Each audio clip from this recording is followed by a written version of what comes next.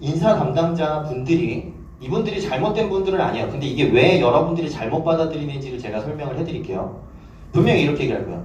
아, 여러분들이 우리 회사에 대한 관심을 구체적으로 표현해 주는 게 좋겠다.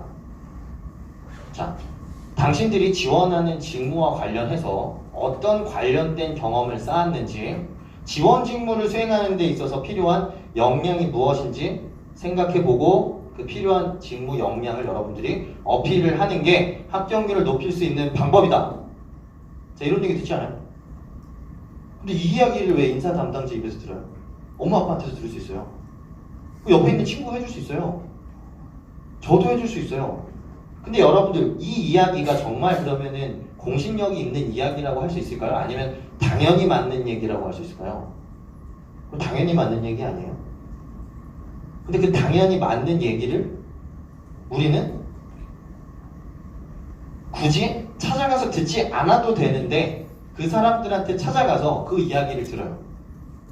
근데 그 사람들이 아니 마케팅 하는 데 있어서 당연히 분석력 있고 커뮤니케이션이 있는 게 좋을 것 같다라는 얘기를 할 수밖에 없지 않을까요?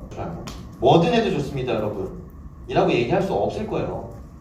그래놓고서 떨어지면 그 사람들이 어떻게 하려고 막 원성을 살 거 아니야. 그러니까 일반적인 얘기밖에 할 수가 없겠죠. 자, 그리고 그 사람들이 이렇게 얘기를 합니다. 인사 담당자들 내지는 컨설턴트들이 뭐라고 얘기하냐면 회사의 인재상에 맞는지. 자, 근데 거기서 한 단계 더 나가요. 우리 회사와 핏이 맞는지 보겠다. 이런 얘기 많이 들었죠. 핏이 뭘까요? 여러분들이 뽑는 사람이야. 여러분들이 이렇게 생각해보세요. 조모임에 팀원을 내가 뽑을 거야. 자, 그럼 여러분들은 나는 이번 조모임의 컨셉을 창의와 도전과 혁신으로 잡겠어. 그러면 도전과 창의와 혁신이라는 키워드에 맞춰서 나한테 어필하는지 보고 내가 조원들을 채용하겠어. 어때요? 좋으세요? 대표이사가 과연 그런 생각을 가지고 채용을 할까요? 여러분들이 이미 알겠지만 최종 면접은 특히나 대표이사가 채용을 합니다. 결과적으로. 뭐 1차 면접도 사람이 해요. 그럼 대표이사가 핏을 본다는 게 뭘 것 같아요? 우리 회사의 인재상? 아니에요. 어떤 사람이랑 여러분들이 일하고 싶으냐? 일하고 싶은 사람이죠. 일하고 싶은 사람. 근데 일하고 싶은 사람이 되는 건 참 쉬워요. 일을 잘하는 모습을 보여주면 돼요. 아까도 얘기했지만 커뮤니케이션 능력이 뛰어난 사람도 있죠. 기획력이 뛰어난 사람도 있을 적이 없어요. 근데 적어도 여러분들 개개인마다 가지고 있는 특장점이 다 달라요. 누구는 똑같은 시장조사, 누구는 똑같은 리포트를 분석을 해도 그냥 시장의 거시적인 시장의 환경만 누군가는 분석하는 반면 누군가는 그런 거시적인 환경과 주변의 그런 거시적 환경에 영향을 미치는 어떤 글로벌 이슈들과의 연관성을 따져볼 수도 있고 그 안에서 그런 거시적인 흐름 변화에 따라서 개별 경제 주체들이나 아니면 다양한 지표들이 어떻게 변화하는지에 대해서 좀 더 면밀하게 분석하는 사람이 있겠죠. 똑같은 과제고 똑같은 이슈고 똑같은 주제지만 생각하는 깊이는 사람마다 차이가 있습니다. 잘하는 것도 달라요. 여러분들이 취업은 뭘 하는 거냐면 내가 어떤 경험을 했다, 어떤 학교를 나왔다, 어떤 전공을 전공했다, 스펙이 어떻게 된다, 영어 점수가 어떻게 된다를 보여주는 게 아닙니다. 나를 파는 거예요. 내가 가지고 있는 지식은 이런 지식이다. 근데 이런 지식은 세상에 쓸모가 있다. 팔아야죠. 왜 내가 뭘 했다라는 것 자체로 모든 사람들이 여러분들의 인생을 인정해 주길 바라죠. 심지어는 좋은 학교, 좋은 전공, 스펙이 좋지 않아도 자신의 꿈을 쫓아서 멋있게 사는 친구들이 있잖아요. 근데 여러분들은 심지어 그런 좋은 베이스를 가지고 있으면 여러분들이 그런 베이스를 가지고 여러분들의 관심사를 더 구체적으로 만들고 그런 관심사를 적극적으로 드러내고 더 탐구하고 깊이를 만들어가야죠. 근데 정반대로 취업을 하고 있었죠, 여러분들은. 근데 이 모든 고민들이 여러분들 없잖아요. 나는 뭘 좋아해? 아까 연구원님께서도 질문하셨지만 여러분들이 여러분도 좋아하는 걸 얘기하지 않아요. 저한테 와서 이런 질문을 합니다. 옴스님, 취미랑 특기를 물어보면 뭘 대답해야 되죠? 라고 저한테 물어봐요. 뭘 대답해야 돼요, 여러분? 근데 특이한 게 있어야 될 이유는 뭐죠? 취미와 특기를 묻는데 그냥 제 취미와 특기가 뭔지 얘기하면 되는 거 아닌가요? 근데 여러분들은 간단한 질문을 던져도 여러분들은 고민을 해요. 이미 취업에서 여러분들은 도태돼 있어요. 여러분들 스스로가 뒤로 밀어놨기 때문에 여러분들은 어떤 질문을 해도 여러분들 생각을 말을 못합니다. 자꾸 상대방을 생각해요. 근데 자소 쓰려면? 근데 이런 거 면접에서 해도 되나요? 근데 이런 거는 해도 될까요? 라고 얘기를 합니다. 1차 면접과 최종 면접 둘 다 취미를 물어봤어요, 저한테. 저 뭐라고 얘기했냐면, 제 진짜 취미인 게임을 얘기했습니다. 전 정말 롤을 즐기거든요. 롤을 보는 것도 즐기고 하는 것도 즐깁니다. 재밌으니까요. 근데 그게 나쁜 거냐? 전 나쁘다고 생각하지 않습니다. 제가 그렇게 설명을 하면 돼요. 게임을 보는 것도 야구 관람, 축구 관람 하는 것처럼 하나의 스포츠다. 난 그렇게 스포츠로서 즐긴다. 근데 그게 나쁜 거라고 생각하지 않는다. 그게 나의 스트레스를 풀 수 있다면 이게 왜 나쁜 거냐? 근데 그게 나쁜 거죠? 그렇죠? 아니죠. 근데 여러분들은 이런 식으로 취미와 특기만 가지고서도 막 엄청나게 고민을 해요. 그럼 가서 취미와 특기를 만드세요. 그럴 거면. 만들고 싶은 걸 정한 다음에 만드시면 됩니다. 만들 수 있냐고요? 만들 필요도 없어요. 만들 필요도 없습니다. 자, 그래서 여러분들이 지금 나에 대한 걸 빼고 다 고민하신 거예요. 나에 대한 걸 다 빼고. 그래서 직무에 대한 것도 회사에 대한 것도 여러분들이 얘기하고 싶은 게 있으면 그거를 설득하면 됩니다.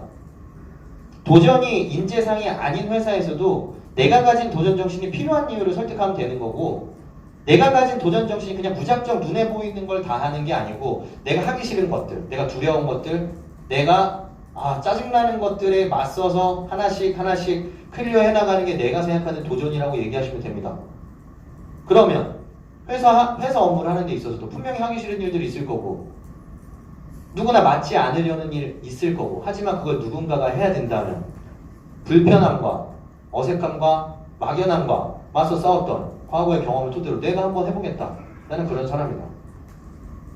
그걸 만약에 회사와 연결한다면 이마트, 지금 직면하고 있는 이런 어떤 쓰나미가 밀려올지 모르는 지금과 같은 현실에서 도전적인 인재가 필요할 수도 있죠.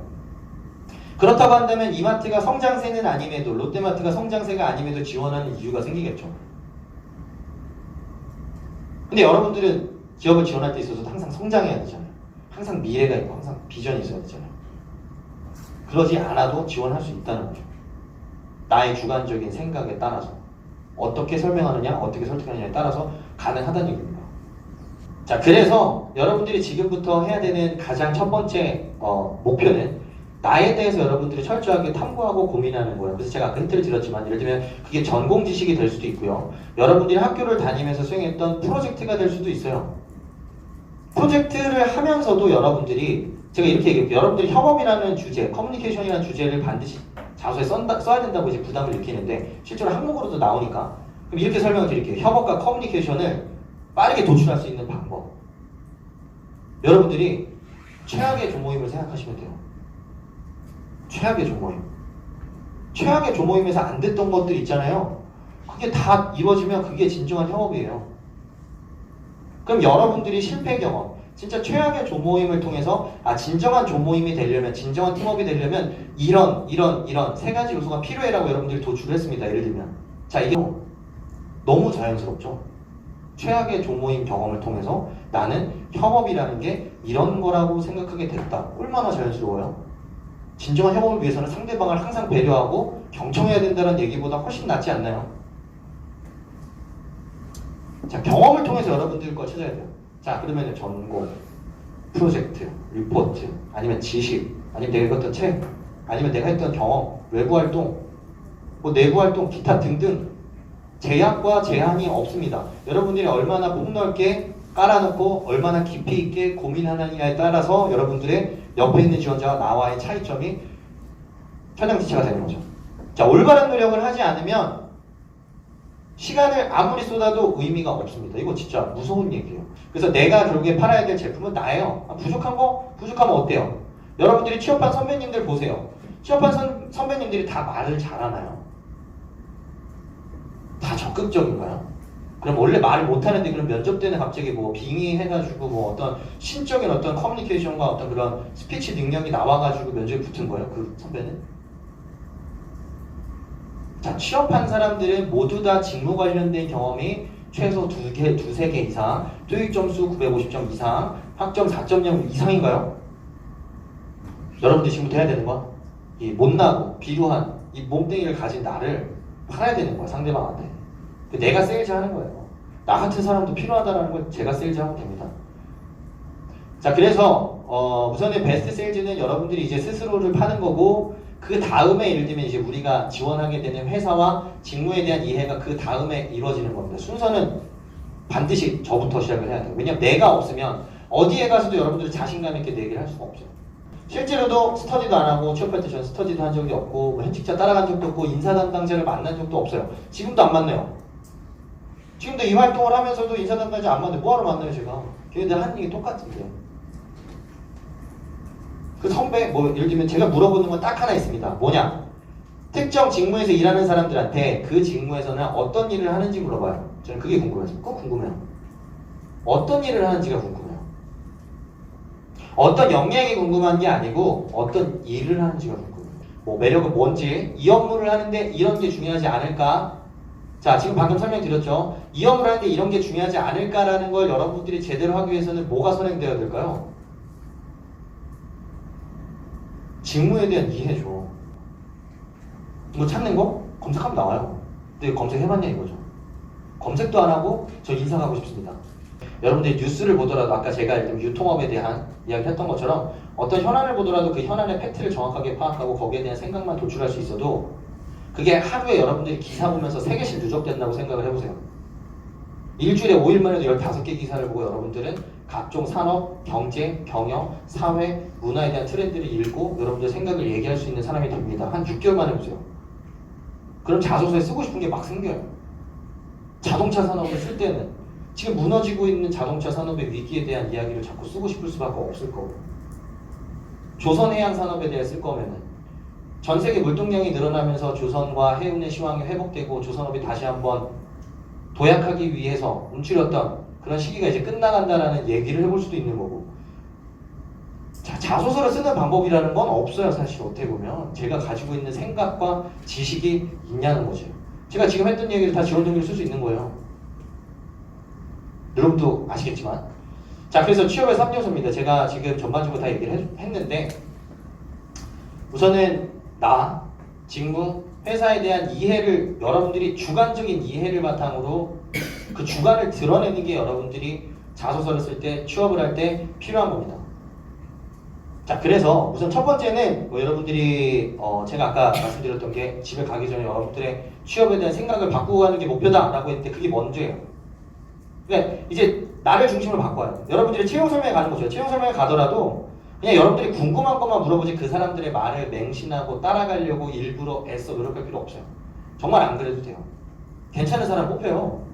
그리고 여러분들은 충분히 괜찮죠. 그렇지만 자, 그리고 두 번째, 그래서 범위의 확장이죠. 이제 취업에 대한 생각을 바꿨으니까 이제 재료를 찾아야 돼요. 나에 대해서 고민하는 겁니다. 아까 제가 그건 다 사례로 들려드렸고, 그런 것들 여러분들이 계속해서 고민하고 만들어 나가는 게 중요해요. 그리고 제가 방금 전에 말씀드렸던 어떤 뉴스 기사를 보고 아니면 내가 관심 있는 서적을 읽으면서 나만의 지식을 확장하고 내 생각을 더하는 것도 같은 맥락에서 나에 대해서 이해도를 높여나가는 과정이랑 똑같습니다. 그것도 포함하세요. 열심히 공부하세요. 자, 세 번째는 여러분들이 해석을 더하는 거예요. 이건 무슨 뜻이냐면 아까 제가 얘기했던 대로 여러분들이 경험 속에서 느꼈던 생각들이 있습니다. 이렇게 하면 협업이 안 되는구나 라는 걸 느꼈을 수도 있고, 또는 마케팅이 아니라 여러분들이 그냥 조직 생활을 하면서 조직 생활에 필요한 덕목이 뭐구나 라는 어떤 자연스러운 생각을 느꼈을 수도 있을 거예요. 그런 것들 여러분들이 그냥 자연스럽게 도출해보고 드러내보는 게 여기서 얘기하는 그냥 해석입니다. 주관적인 해석이죠. 주관적인 해석. 그리고 그 마지막에 여러분들이 재해석과 응용이라는 건 자소서와 면접에 대한 이야기예요. 마지막에 하는 거예요. 마지막에. 여러분들이 할 수 있는 얘기가 생기고 쓰고 싶은 말이 생기면 자소서와 면접은 훨씬 더 수월해져요.